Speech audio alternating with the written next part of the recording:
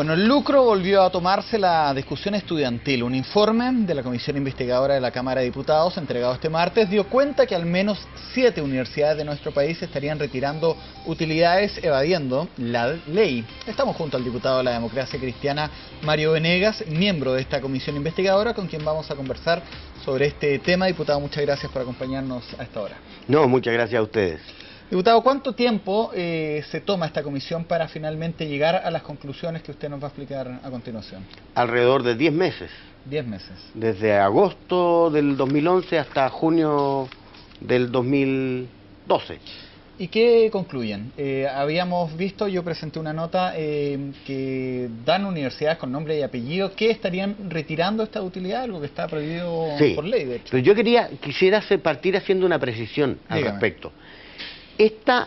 Esta comisión la impulsamos, su constitución como investigadora, un conjunto de diputados, con el propósito de hacer un aporte serio, fundado, acerca del estado de la educación superior en Chile.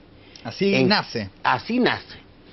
Nos costó a lo menos 3 intentos, porque los diputados de la oposición, del gobierno actualmente, no la votaban en contra.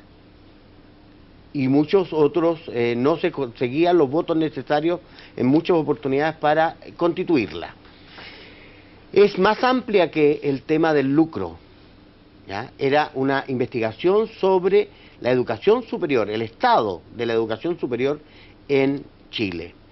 Y para eso hicimos una revisión completa, histórica y jurídica respecto de esta situación, y obviamente hemos hecho conclusiones que van en el ámbito de cuál es el estado de los distintos sistemas que coexisten, ¿no es cierto?, al interior de la educación.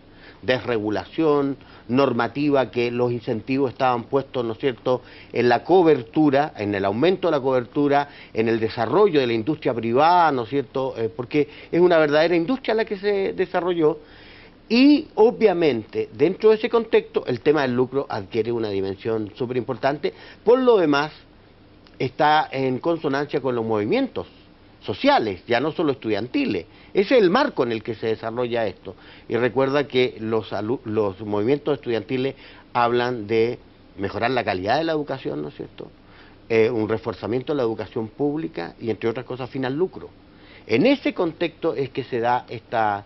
Y hubo desde el primer minuto algunos interesados en que no se instalara, no se conformara esta comisión investigadora. Un tema que usted maneja, diputado, pues usted es profesor de historia. Así es.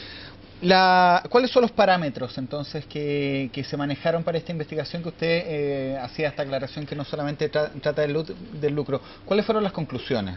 Las conclusiones más importantes, diría yo, que podíamos colocarla para luego entrar al tema del lucro. Lo primero es que a lo largo, desde los 80 en adelante, durante el gobierno militar y con la dictación de la LOCE, Ley Orgánica Constitucional, ¿no es cierto?, lo que se provocó un conjunto de incentivos destinados al desarrollo de la educación superior en el ámbito privado.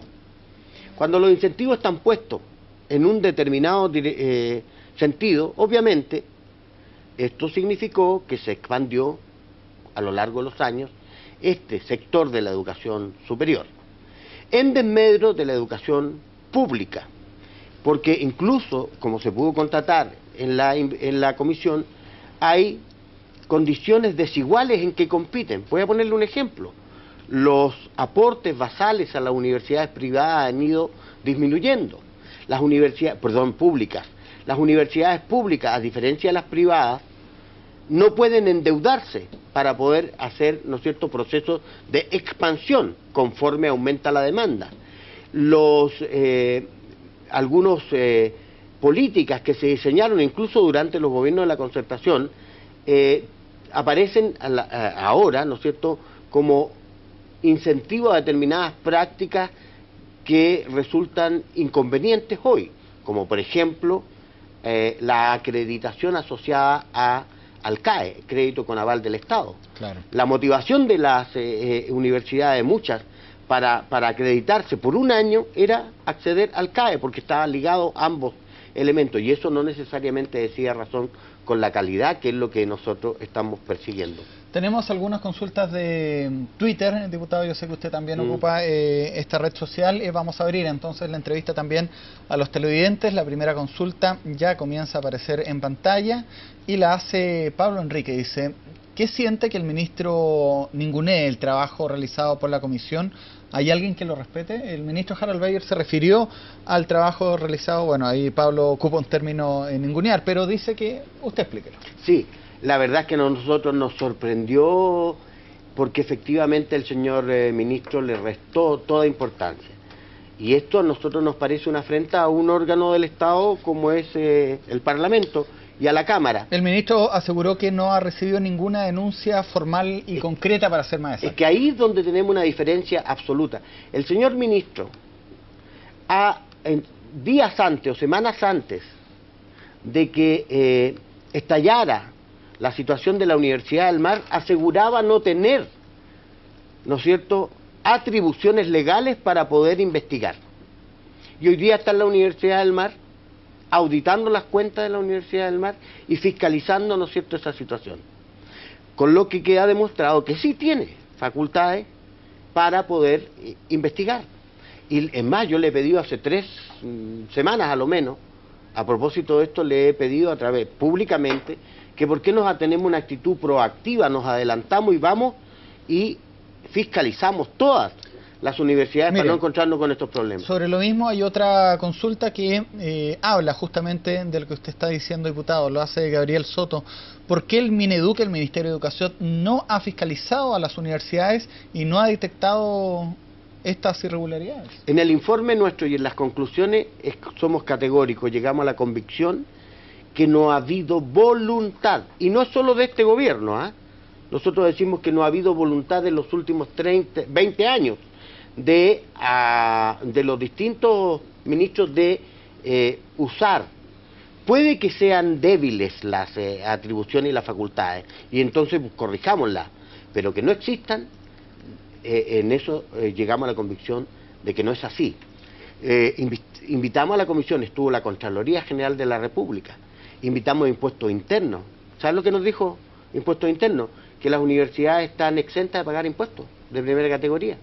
Entonces no tiene cómo investigar. Le preguntamos a la Contraloría sostiene, ¿no es cierto?, que tienen facultades para.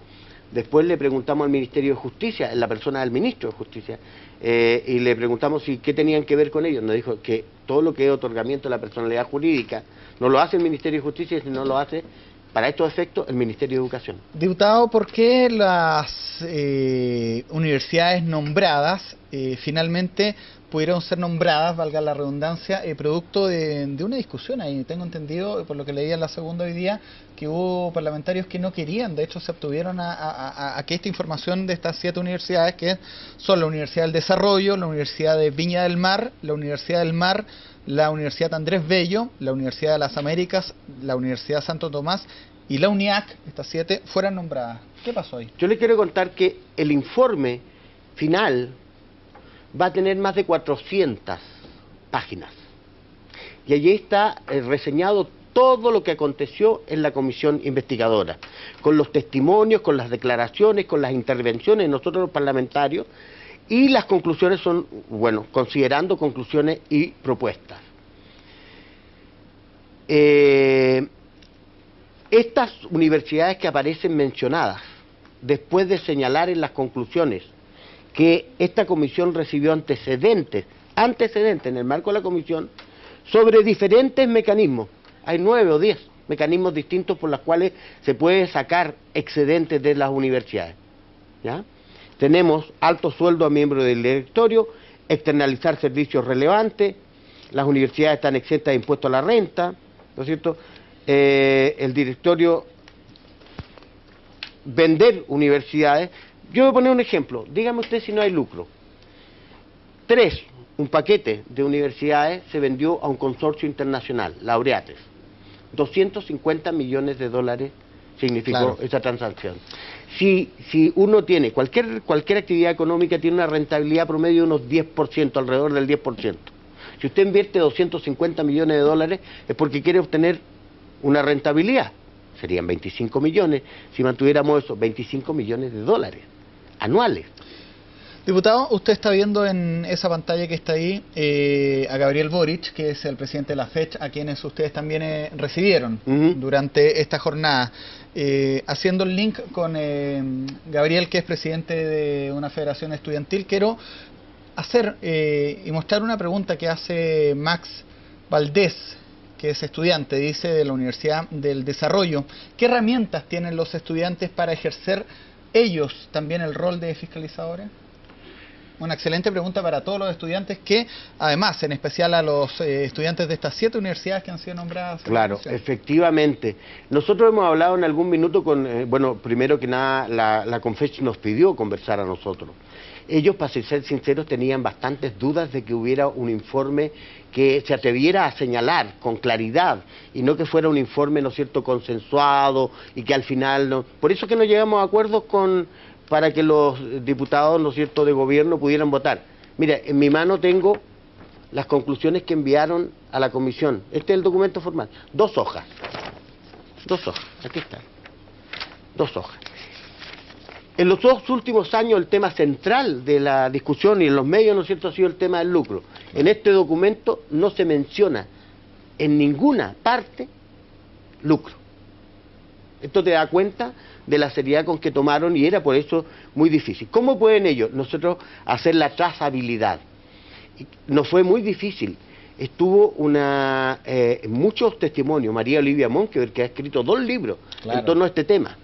Estuvo en la citamos, la invitamos para que nos señalara, ¿no es cierto? Y ella pasó revista, ¿ya? Y está consignado en esos 2 textos la trazabilidad de cómo se armaron determinadas sociedades, ¿no es cierto?, inmobiliarias que partieron, y por eso las citamos, porque están los antecedentes. Estas que aparecen mencionadas son aquellas que se entregaron antecedentes en la comisión.